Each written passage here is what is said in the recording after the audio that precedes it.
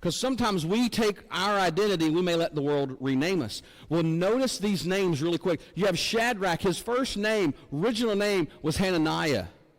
And it means whom God hath favored. I want you to notice that top one, whom God hath favored, because he gets renamed into Shadrach. This is very interesting. For those of you who want to take your Bible study to another level, look at who these individuals are named after. Shadrach, as they go into captivity, he's named after the sun god.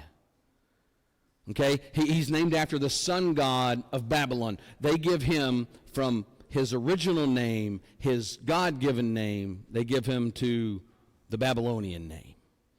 The same thing if you go back and you look at Meshach for a second, a very interesting word, by the way, because if you look at his first name, and it's Meshiel, the beginning of that has to do with God. So his name really, and I want you to notice, if you can, if I can point this out, this question that's kind of here, because his name means who is what God is, but it's really who is comparable to God. That is what his name means. His original name. Who is comparable to God? Do you see sort of part of this story coming out already in their names?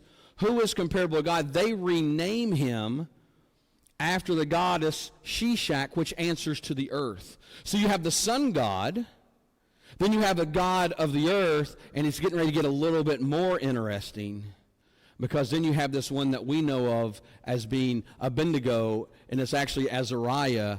Azariah means whom Jehovah helps, but they rename him Abednego, and notice this, servant of the shining fire.